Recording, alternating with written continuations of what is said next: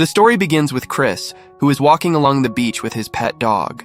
As always, the dog follows closely behind. After walking some distance, Chris sits down. Here we learn that Chris was once a singer, but he has now given up singing. While eating and resting, he suddenly feels as if someone is drowning in the sea. Since Chris doesn't know how to swim, he first runs to the lifeguard's house, but finds no one there. In desperation, he picks up a wooden plank from the window and jumps into the sea.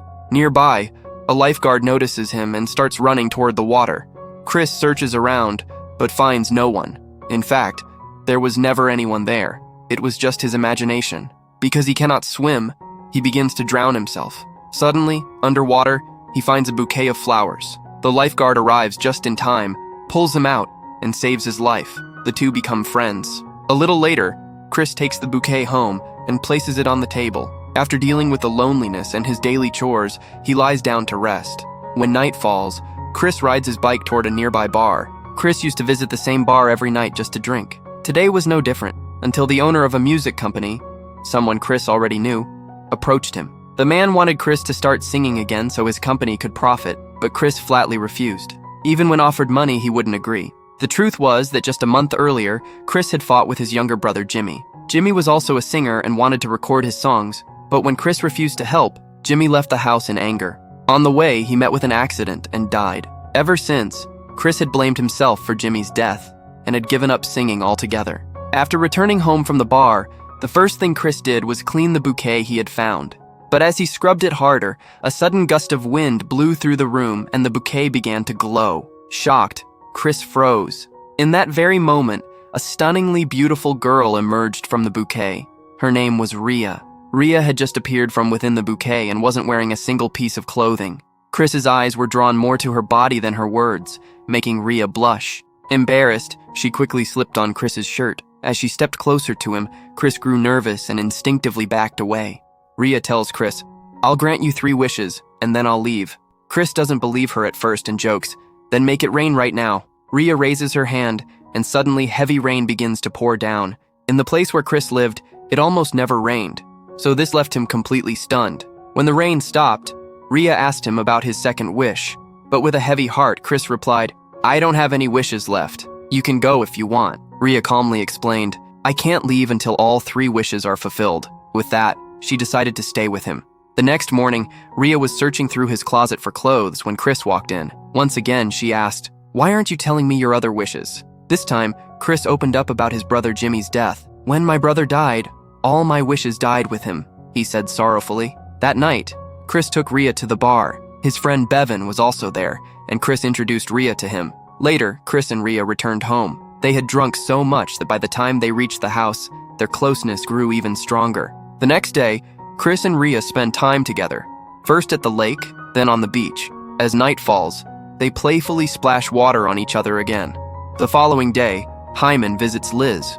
Liz was a good friend of Chris. Hyman wanted Liz to persuade Chris to sing again. That night, Chris and Rhea continue their playful water fun. Afterwards, Rhea goes to the flower vase, and Chris falls asleep.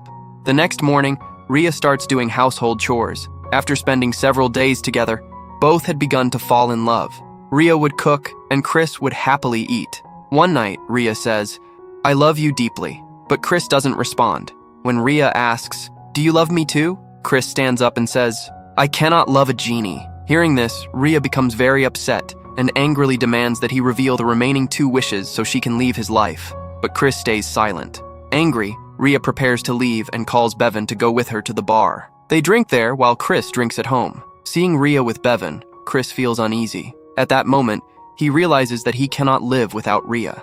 Meanwhile, Liz comes to Chris to talk about Hyman. Chris was drunk, so Liz makes coffee for him.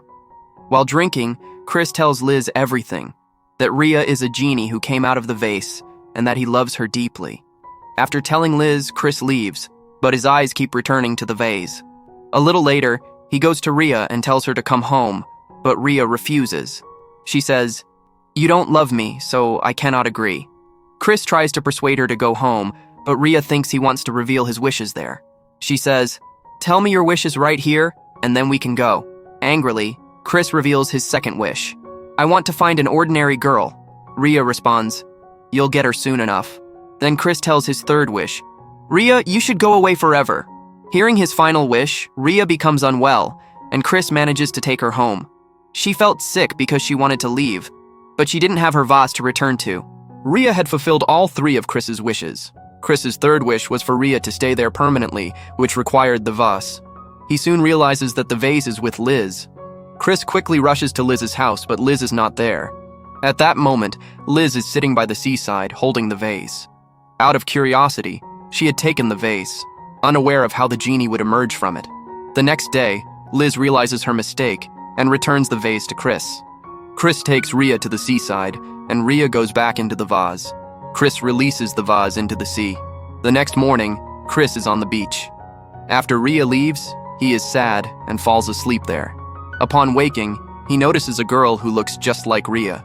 Chris realizes that his 2nd wish has also been fulfilled. He has found an ordinary girl. The story shows that when people are hopeless, their wishes die too. Chris had been despairing, so he had no wishes. With that, the story comes to an end.